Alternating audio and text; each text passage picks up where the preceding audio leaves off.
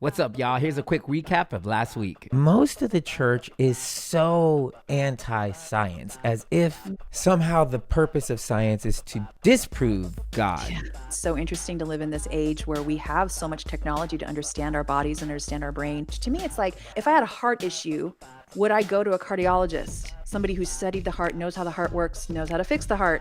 Yes. Would I do things to still help my heart in other ways, including prayer? Sure. How does the brain work to put these thoughts together? And after understanding how that works, what can we do to reverse engineer it to put in the thoughts that are what we want to be about who God says we are? What's up, y'all? Welcome back to part 2. I'm so happy you're here. Let's dive in where we left off. There is a 3-step, and I hate even using the word 3-step, but it's a 3-step method that Okay. I often use in helping people navigate tough emotions and tough issues. It's called ADD, ironically, but Okay. it's A being acknowledge, D being discern, and the third D or the second D being decide. So it's important to first acknowledge that you're feeling like this, that you've got all this stuff going on, that that person hurt you. And to be honest, what's interesting is I find that people skip this step. And or if they are in that step, they're what you're describing, where they're just so angry and blocked and blah, like they can't even see anything. Right. But a lot of the good Christian people, that I tend to work with, they're like, well, I know I'm supposed to believe this and I'm supposed to act like this. So they haven't even felt that yet. Yeah. They haven't even gone there because they haven't allowed themselves, as again, a quote, good Christian, to feel the emotion that's there. And I say, and again, the brain science says you've got to be able to know what that is. You've got to feel it. You've got to know why it makes sense, acknowledge it, and know that the God of the universe is also the God of compassion who sits with you in that and feels it with you. Now, we don't want to stay stuck there either, right? Because like you said, that's not going to get us to B. So we have to balance that with that second step, which is discern. What is true here? What is true? Like you were saying, it's true that this person hurt me, but it's also true that God says, well, the measure that you judge people is going to be the measure that you are judged. I don't know if I want that in my life. So am I using a fair weight in how I'm looking at this? Am I looking at this from this black and white perspective? Am I really thinking about, well, what is God's perspective on this? What is the truth here in this? Okay. Balancing that with the emotion and then taking both of them together to that place of decide to go, what am I going to do about this? Because I don't want to stay stuck and just spinning in all the emotions. I know that just trying to slam truth down my face and not feeling the emotions isn't the answer either, but there is a harmony in between that I can get to. And that's the place where God's like, I'm going to give you the courage to step into that next step, which means maybe forgiving, letting go, taking an active step forward in another way. But it's that next step. Right. And so that process is, I think it's both sides, but we don't want to live in the victim world, but we also don't want to berate ourselves with so much quote truth that we're not able to feel both sides and really get healing. Yeah. I mean, that's important. I found when I describe what I think, when I practice it in real life, most people feel upset. And I think I have to take responsibility for this. I don't like the first stage of like victimhood. No, And who does? it's right? because I'm like, yes, I want to be mad too. I want to freaking punch those people in the Yeah. face, but I care about you so much that it's like, I want you to win. And the longer you stay in stage 1, Yeah. the longer that other person is winning, because without knowing it, you have subjected yourself to them. Yeah. They are living their life. The situation has gone so long ago, and you are at the altar of that situation or that person. So true. And you don't see it because 99% of the time you are justified. Somebody did hurt you. I can't make you think that didn't happen. Right. But I can get you to understand, hey man, how many people have you hurt? Yeah. Yes. Right. Who have you hurt Right. that is out there feeling the same way you're feeling? And you Yeah. probably don't even know that you hurt them. Right. Unless you're Exactly. telling me you think you ain't hurt nobody. You ain't ever done nothing malicious to no one. That's not the case. So, But if there was somebody out there feeling this pain towards you, right. would you want them to pick up the phone and say, hey, you probably didn't mean it, but this is how I feel? You'd want that. You would want them to extend some kind of like grace towards you. So Right, for because you're sure. not trying to hurt people. Right. And so you, in the same way, you should probably extend that to someone else because you don't know what they're going through. Now, do I think that there's just jackasses out there? 100%. I think there's Sure. people out there that are sharks. I think there's people out there that are just, I mean, they have a trail of people that they've hurt. Yeah. But I think most of us have not been able to develop mindsets Right. that create skills. healing, that, you know, that create positive ways of dealing Yeah. with negative situations. I think most people Yeah. are stuck Uh, in their own pain, and it Yeah. just, you're just a byproduct. You're too close and it spills onto you. And if you could see it like that and not take it personal, right. I feel like you'll get so much farther, because now you create empathy. Now you create this desire to be like, man, what happened to this person that they're so intent on hurting me or hurting everyone, really? Because it's Right. probably not just me that they're hurting. They're probably hurting a lot of people. I'm curious what your thoughts are on this. Do you, and I just as you were talking, I was thinking about how it seems, my perception is that it seems like the younger generation, like the younger segment of our society, is more stuck in that step one of the emotions. And the older are more stuck in, well, this is the truth, and I'm not even going to feel the emotions. And I'm wondering if that's because there's just been this, well, just because, again, like I'm thinking teens, 20s, like they've grown up with social media. They've seen so much emotion, expressing emotion so much. Like they're much more comfortable with that. Where again, the older generation is like, we didn't talk about that, and we're just going to stick to that truth, forcing that truth. What do you think? I think we have prioritized emotions Yeah. on the younger generation. Yeah. We've told them your feelings matter than what's real. Right. They right, matter more. Right. So if you feel somebody has offended you, if you feel that they have whatever, that's what's true. Exactly. The Yeah. old school was like, bruh, I'll get offended when you punch me in my face. Yeah. Then, you know, like Really clear that you've offended me. very clear. There's no like, there was no verbiage to try to be like, I feel offended. I don't feel like I have a safe space. There was no such thing as that term. Now, I'm not sure if that was, I'm sure the better part of it is somewhere in the middle. You know, Exactly. I think, Right. I think we do a disservice in teaching people that your feelings matter more than the truth. Right. I Absolutely. don't want you to ignore your feelings, Right. but when they become where you act from, Yes. then Right. now you're moving in your truth that probably won't be there in a month when you're over it. So Yeah. making decisions out of that truth that Yeah. you feel, I think is going to lead you in a wrong direction in the long term, which is, again, something that I get mad heat for. So whenever I'm talking to my wife or her best friend or any, you know, because I coach mainly women, they're feelers and they Yes. respond from feelings.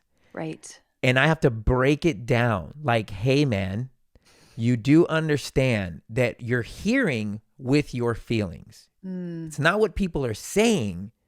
You're just interpreting it through your emotions, which I can't change you because this is who you are.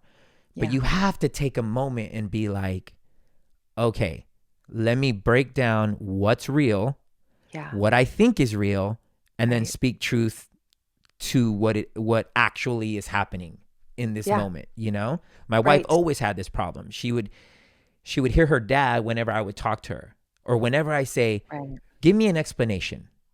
When did I do that thing that you're saying that I did? Whenever I would ask her a simple question, she would hear attack, attack, attack, Yeah. prove yourself, because she always had to prove herself to her dad and her family. Makes sense. And I'm genuinely asking, hey man, when was the last time that I did that? Like, Let me Right. know, because I can apologize. I won't do Yeah. it again, and we can Right. move forward. She Yeah. just heard something differently. Right. If you don't admit that there may be parts of you that prioritize the feeling over, Mm. and again, I think these are all mindsets, right? These are all things that we've created. I've heard it said, habits, when done long enough, becomes characteristics. Mm. Like, they start off as decisions you make, but if you make them long enough, then the neurotransmitters now make them, they become part of your character, and now Yeah. it's your personality. Now Exactly. you're not even trying to be negative. Now you are negative Nancy, and you Right. don't even know it, Right. because you made the choice to be negative so many times that now Right. it's just who you are. Right.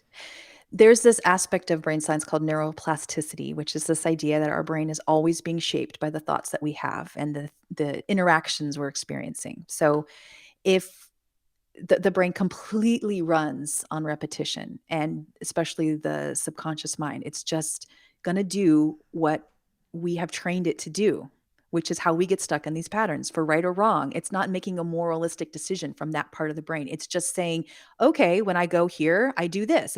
It's great when we're trying to learn how to create a new habit, like ride a bike or learn a new language. It's amazingly helpful. But if we are not paying attention with our logical part of our mind to go, is that really what I want the pattern to be? Then it can very easily develop. And before we know it, we have changed those patterns, those structures in our brain, that when we come to this trigger, this is how we react. And that's Hmm. what's happening often in these situations, is we've created these patterns of, this is what I need to do to feel loved. This is what I need to do to feel worthy. This is what I need to do to feel enough. This is things that I've, without even realizing it, how I need to show up. And that's running the show. That's going to trump that logical mind every time. And so, yeah, when you're talking about emotions, I hear you. I think we cannot let our emotions be that final guide. I think of emotions as check engine lights Hmm. in our brain. Like, it's like, that's interesting. What's going on? Like, what do I need? I need to figure out, why am I so frustrated by that person or by this situation? What is that about? Just digging into that, being quiet, being still, asking God for wisdom on what could be about, and letting him help us use Yeah. those emotions for a positive way, versus, this is how I feel and that's the truth. It can Here's a work question. together, Here's a right? question. Do you, when you do that, when you see Mhm. the check engine light, Yeah. is your first thought, if you had to be honest, what's wrong with them or what's wrong with me? Well, it depends on the situation. I mean, of course, sometimes it's yeah. I'm always what's wrong with me. Oh, really? Yes, 100%. Only because, To think about that. I think me too. I think you're right. I think I would say, what's wrong with me, because I have that propensity to be a people pleaser. right. And so I'm always like, well, if there is an issue, then it must be me who did something wrong. So let me check there first. I think you're right. I think I would go that route first. I Yeah. check me first, because 9 times Yeah. out of 10, it's me. And I can admit it. I tell my Mhm. wife all the time, 9 times out of 10, when I'm angry with you, is because I'm angry that you're not me. Mm. And that's so egotistical. Yeah. I get mad because you don't think the way I do. You don't Yeah. drive the way I do. You don't do Yeah. this the way I do. And I Right. think the way I do things is the best. Like, this Right. is what I'm subconsciously thinking. Yeah. And I Yeah. notice every time I'm Yeah. frustrated at her, it's because of that. It's Oh, so because interesting. I Yeah. think I know more. Right. And if Yeah. somebody else does something to me, it's because I think, I know that I'll be like, you know what? Let me internalize this real quick. Mm. They're not doing this to me. They're Mhm. doing this because of something that's Right. happening in them. I just Yeah. don't know it yet. Exactly. So take responsibility. Maybe I Right. did something, whatever, Yeah. but don't And try to don't be figure them out. necessarily offended by that other person. So, like, I Oh, we just got an agreement. Los Enchiladas. She says she agrees. Thank you, Los Enchiladas. We appreciate you. Yeah. Amen that. I was just gonna say, I just finished putting together a presentation for an online conference, and it was this topic that I was speaking on was, what do we do with these toxic thoughts about our husbands? So it was for a conference for women, Ooh. and I was sharing how I am married to a guy who is I'm trying to use the 3 words that I described him as. When I first met him and we first were dating and we first married, it was like, he's so kind, and he's so quiet, and he's so just introspective. And those were things to me that it communicated just this consistency and this steadiness and Mm. things that I really needed. Mm-hmm. And then the longer we've been married, the more my perspective on it is like, he's closed down. He doesn't want to talk to me. He's always in a rut. Like, and the point was, who changed? It wasn't Right. him. Right. It was me. I had changed. My Yeah. perspective of him had changed because I was feeling like, I need you to show up in this way for me. And now again, is he perfect? We need to talk about things? Of course. But I'm just saying, it's kind of like what you're talking about. Like, the issue isn't necessarily sometimes the other person. The issue is how we're interpreting what they're doing through our own filters and our own insecurities and our own issues. And Yeah. that was a big part of it for me. It was like, no, girl, you got some stuff to work through. He's not trying to hurt you. He's Right. not trying to be closed off. That stuff that, was baggage from before on your parents and all this other stuff, like, has nothing to do with that. See, So, and that's revelatory. I think yeah. if we start with us first in Yeah, every yeah. situation, even Right, so true. even with, okay, you got cheated on. Yeah. I get it. That's one of those things where it's like, whatever. But the first question should not be, why did he cheat? Because or why did she cheat? That's a question Yeah. you will never get an answer to. You're never, because you are now trying to decipher what's happening in somebody else's psyche. You're Yeah, not going to yeah. unpack that. They haven't even unpacked it.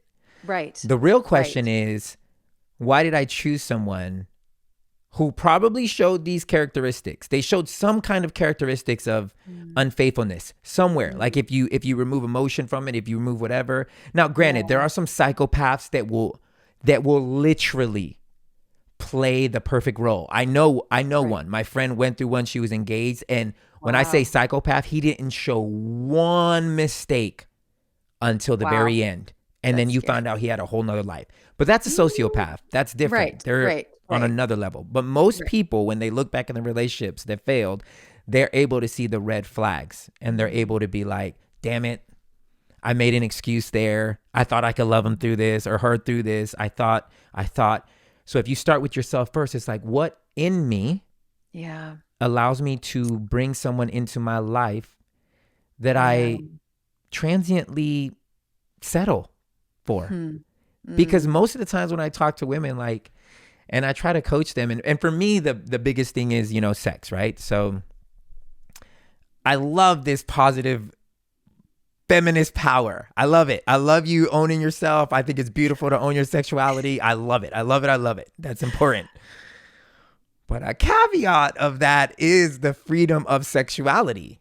Yeah. And it's so prominent in our culture right now that I always have to remind women, like, most of the time, it's like, hey man, you don't really compartmentalize like men do. We're able to just kind of like dum, and we can keep it moving. Right. You guys feel things. Yeah. So you going out, and doing your thing is not the same. It's not the same. Very true. Yeah. But if you can't understand the value of that, if you can't understand that of what that really is, then post whatever happens after that, you gotta be willing to take responsibility. Yeah. You just have to. It doesn't matter how bad he dogged you out. It doesn't matter how bad he treated you. It's like you made a jump. You did a long jump on date one when you should have been doing like a slow marathon, a slow walk, so that you can really understand who it is that you're with, you know? But it all starts with self. It's just hard to then put it on you when you've been hurt. It doesn't feel good because it feels like you're pouring salt in your own wound. It's like, I'm hurt. Let me pour salt. Yeah. But I kind of feel like that's the only way you're gonna truly heal. Well, and like you're saying, like, it doesn't matter at the end of the day, almost, what someone else did or didn't do to you and their motivations, because at the end of the day, they can choose to say sorry or not. Right.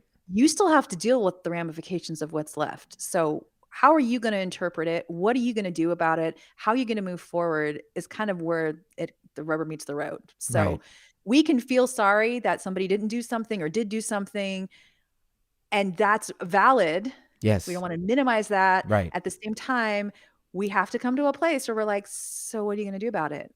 Right. How are you going to handle that? How are you going to move on? How are you going to not let it affect you moving forward? Because you still have this big calling you got for the world. Like, you still have stuff to do. You can't let this drag you down. Oh my God, I get so mad. I get so mad when that happens. Yes. I get Yeah. so mad when I see my amazing, beautiful female friends Right. stuck. Right. Like completely and utterly stuck. And I'm not saying men can't be stuck. I just, for whatever reason, I coach a lot of women. But they're stuck because some type of idea that they had didn't work out. Right. And then jadedness comes in, and right. then your mindset is different, right? It becomes one of those things where now you expect the worst. Now and then it starts to prove itself to be true, because again, you're saying, well, that's what's going to happen. And so you start to put yourself in a place where you're believing that. And then you find yourself in patterns where you're settling for another person who's just like, I mean, it's just this whole. But so patternistic. It's so very much like traceable.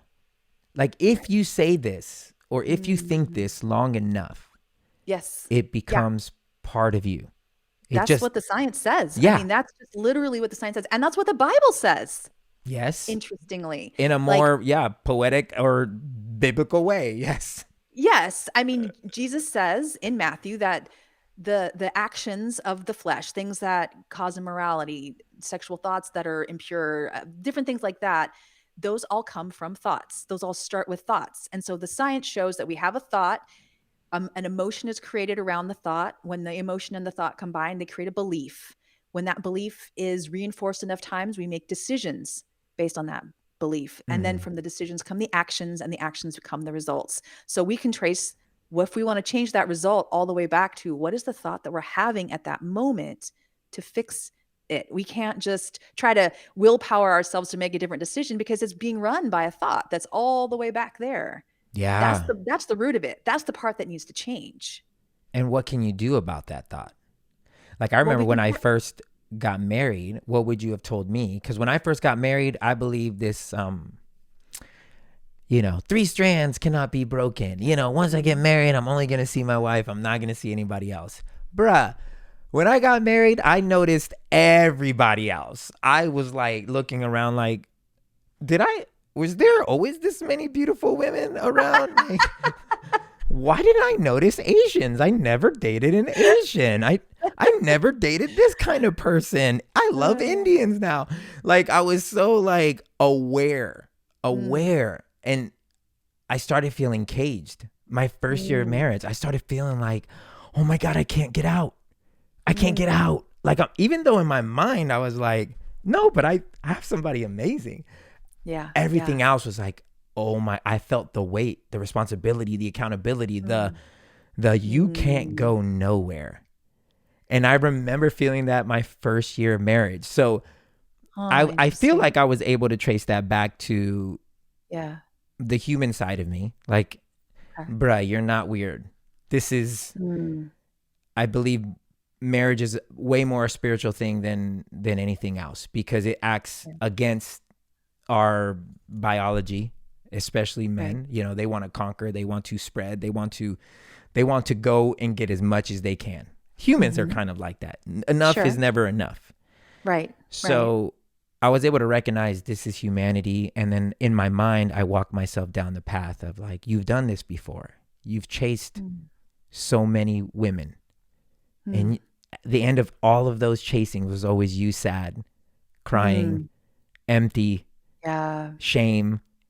So what do you think that the outcome would be different if now you know what I'm saying? So it was always very much, oh, I'm having these very human thoughts, but I know where they end. Nah, bro, I'm good.